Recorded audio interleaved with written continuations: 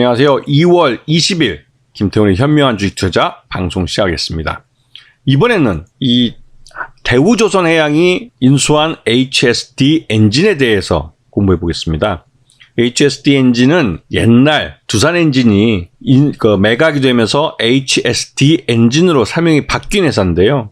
전 세계적으로 저속 엔진, 선박용 저속 엔진을 만드는데 세계 점유율 2위를 하고 있는 업체입니다.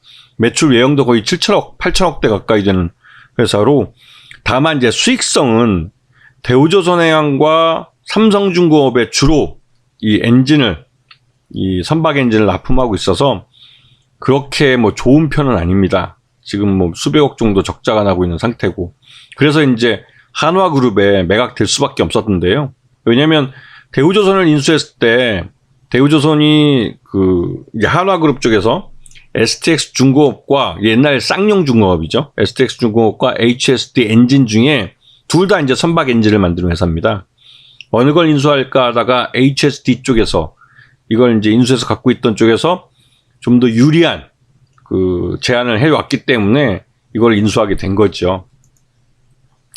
이 손익계산서를 보시려면 이 작년에도 그렇고 작년 3분기까지 실적을 보시면 매출 외형은 늘어나고 있지만 영업이익은 적자를 보고 있고 순이익도 뭐 손실을 보고 있는, 적자를 보고 있는 걸 확인할 수 있습니다. 그래서 인화전공이라는 이 HSD 엔진을 갖고 있던, 그리고 인화전공 자체가 대우조선해양에다가 납품을 하고 있는 업체인데요. 하청을 하고 있는 업체죠. 그런데 이번에 회사로 이제 대우조선해양의 주인이 된 한화그룹의 계열사 중에 한화임팩트라는 기업이 있어서 이 기업이 인수에 총대를 메고 나타난 겁니다. 총 인수대금은 약 2천억이 넘는 걸로 알고 있고요. 인화전공이 인수할 때 들어갔던 자금을 그대로 다 이 한화임팩트에서 인화전공 구주를 매출하면서 보상해주고, 그리고 인화전공이 약 9% 정도 지분을 갖고 있기 때문에 향후에 HSD 엔진의 실적이 좋아져서 기업 가치가 올라가게 될 경우에는 인화전공은 보유하고 있는 지분을 일부 매각해서 추가적인 플러스 알파를 챙겨갈 수 있는 구조죠. 인화전공은 당장 이 손실이 나고 있는 이 HSD 엔진을 뭐 한화그룹 쪽에 넘김으로 해서 그만큼 이제 자기들에게는 뭐 수익 구조를 구조조정했다고 할 수 있어서 뭐 인화전공에도 나쁘지 않은 딜이라고 생각됩니다. 그리고 일반적으로 이 완성품인 대우조선해양이 있으면 그 안에 이제 부품으로 이제 엔진이 들어가는 구조인데요. 지금처럼 한화그룹에서 전사적으로 이렇게 하는 경우에는 대우조선해양의 실적을 빠르게 개선하기 위해서 이 부품 회사인 이 선박 엔진 업체 HSD 엔진의 이 납품 단가를 낮게 가져갈 가능성이 커요. 그래서 모든 수익이 대우조선해양에 쌓이게 하는 거죠. 이거는 뭐 삼성전자하고 삼성 SDI 같은 부품 관계, 완성품과 부품 관계에서 쉽게 관찰되고 뭐 찾을 수 있는 현상입니다. 그래서 장기적으로 이 한화임팩트가 인수한 HSD 엔진은 실적이 그렇게 빠르게 개선되지는 않을 거예요. 왜냐면 그만큼 이제 실적이 좋아질 수 있는 부분을 대우조선 쪽에다 양보를 해주기 때문에 그렇죠. 자, 요번에 이 한화임팩트가 인수하게 되는 방법은 구주 매출과 이 신주 발행입니다. 이것도 역시나. 그래서 인화전공이 인수할 때 들어갔던 비용은 보상해주고 딱 그 정도, 한 1,000억 정도. 그리고 나머지 쪽은 이제 이번에 유상자를 해주면서 한 1,000억 정도 들어가기 때문에 그 유상자 자금은 고스란히 이 HSD 실적 개선에 바로 사용될 수 있는 돈이죠. 이게 이제 예전에 인화전공이 인수했을 때 약 1,003억 정도 들었습니다. 근데 요번에 한화임팩트가 구주 매출로 사주는 자금이 한 1,000억 정도 돼요. 그러니까 얼추 이 부분을 보상해 준 거라고 볼 수 있습니다. 그리고 나머지는 이제 유상자로 들어가기 때문에 이 HSD 엔진이 손실난 부분을 메꿔주는 역할을 하게 됐죠. 그래서 보게 되면 구주로 1,500만 주, 그 다음에 신주로 1,100만 주 정도를 1,019만 주죠. 1,019만 주를 인수하는 걸로 지금 얘기가 돼서 전체 지분의 약 32%, 그 다음에 인화전공이 나머지 9.93% 갖고 있기 때문에 둘 합치면 41%가 넘게 됐죠. 이게 어느 정도 안정적인 경영권을 가져간다고 볼 수 있습니다. 왜? 인화전공은 대우조선에도 납품하는 업체이기 때문에 이 한화 임팩트가 인수한 이 HST 엔진에 대해서 이 지분을 함부로 팔 수는 없어요. 물론 한화 임팩트하고 무슨 임명 계약이 있을 수도 있겠죠. 이 인화종목이 매각하려고 그러면 그 매각하는 주식은 한화 임팩트가 우선권을 갖는다라고 하는 그런 임명 계약이 있을 수도 있습니다. 일반적으로 그런 계약들을 두는 경우가 많죠. 그래야 안정적으로 경영권을 가져갈 수 있기 때문에 그렇죠. 자, 그리고 이렇게 될 경우 하나와 HST 엔진 그리고 대우조선해양이 하나의 서로 시너지를 낼 수 있는 그런 구조를 갖게 됩니다. 그래서 HST 엔진을 인수하는 것은 한화그룹뿐만 아니라 대우조선해양에도 굉장히 유리한 거죠. 왜? 대우조선해양은 지금까지 엔진 만드는 자회사가 없었어요. 하지만 현대중공업은 그러니까 계열사 내에 엔진을 만드는 회사를 갖고 있습니다. 그래서 훨씬 더 경쟁력 있는 가격에 수주도 할 수 있고 또 선박을 만들어서 납품할 수도 있는 거죠. 근데 그런 차이가 있었는데 이번에 대우조선해양이 HST 엔진을 인수하면서 드디어 대우조선해양도 엔진을 자체 계열사 내에서 생산해서 납품받을 수 있기 때문에 수주를 할 때도 그렇고 향후에 납품할 때도 그렇고 훨씬 더 유리한 위치를 점할 수 있게 된 겁니다.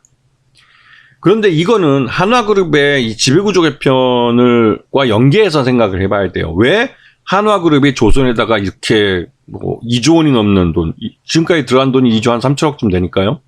이렇게 돈을 쏟아붓고 있느냐.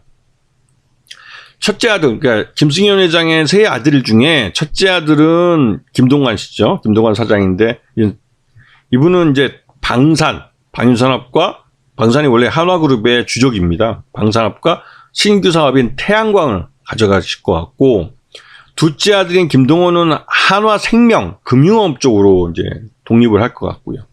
그 셋째 아들인 김동선은 조선과 유통을 가져가면 얼추 이 세 개 삼형제의 그 사업체 규모가 그래도 좀 모양새 있게 너무 한쪽에 치우치지 않고 적당히 잘 분산해서 나눠주게 됩니다. 즉, 그 막내 아들인 김동선 그 직함이 그렇게 하지만 김동선 씨가 받게 되는 기존에 이제 갤러리아 백화점하고 이런 유통 쪽은 그 규모가 다른 형들보다는 굉장히 작았죠. 하지만 요번에 대우조선을 인수하면서 대우조선 내에 그 방위사업 분야는 형인 김동관 그 방위산업 쪽에 넘겨주고 나머지 민간선박 쪽을 김동선 사장 이쪽 셋째가 가져가게 되면 이 셋 간의 재산 분배가 얼추 비슷하게 됩니다. 아버지가 볼 때, 김승현 회장이 볼 때. 그렇기 때문에 그렇게 되면 이제 어느 정도 지배구조가 이 삼형제가 여기에 맞춰서 자신들이 갖고 있던 지분들을 서로 스왑하거나 이렇게 해서 지분을 정리해 줄 수가 있는 거죠. 그래서 이제 어느 정도 재산 크기를 비슷하게 맞춰준 겁니다. 이런 거를 감안해서 왜 대우조선해양이 그렇게도 한화그룹이 대우조선해양을 인수하려고 했는지 그거를 생각해 볼 수 있는 거죠. 자, HST 엔진은 다시 한번 말씀드리지만 대우조선해양에 엔진을 납품하는 회사입니다. 그리고 HST 엔진이 삼성중공업에도 납품하고 있고 중국에 있는 조선사에도 엔진을 납품하고 있어요. 그런데 다른 그 삼성중공업이나 중국의 조선사에 납품하는 그 엔진 가격과 이 대우조선해양에 납품하는 엔진 가격은 다를 수밖에 없죠. 왜냐면 계열사 내부 거래이기 때문에. 그래서 그렇게 될 경우에는 대우조선해양에게 이 HST 엔진이 정당하게 가져가야 될 실적 그 부분을 많이 양보해 주게 됩니다. 이거는 아까 앞에서도 설명드렸지만 다른 그룹사에서도 완성품 만드는 업체와 부품을 만드는 업체 간에서 자주 등장을 하죠. 특히나 요즘같이 경기가 나빠질 때에는 더더욱 이 완성품 만드는 큰형님 집을 더 부자로 안전하게 만들어줘야 이 그룹이 안전하다고 생각하기 때문에 결국은 부품업체들은 자신들의 수익을 희생하는 경우가 많습니다. 그래서 HST 엔진 같은 경우는 지금 M&A 기대감 때문에 급등을 했었는데요. 그랬다가 이제 이런 M&A가 이제 완전히 이게 소문에 사서 뉴스에 팔라는 것처럼 이제 이 소문이 뉴스가 됐기 때문에 차익시장 매물들이 나오기도 했고 그래서 주가가 최근에 좀 흘러내리긴 했습니다. 하지만 이제 이 대우조선해양이 올해 내로 이제 흑자 전환할 가능성이 크고 그 과정에서 HST도 나름대로 어느 정도 그 실적을 개선하면서 그래도 지금처럼 적자 회사로 남겨두진 않을 것 같아요. 그리고 내년에 24년에는 이 HSD 엔진이 약 3개 아주 큰 엔진을 대우조선해양에 납품을 해야 됩니다. 납품해서 이제 잔금까지 받죠. 그럴 경우에는 뭐 HSD 엔진이 훨씬 더 지금보다는 더 실적이 좋아질 가능성이 크고요.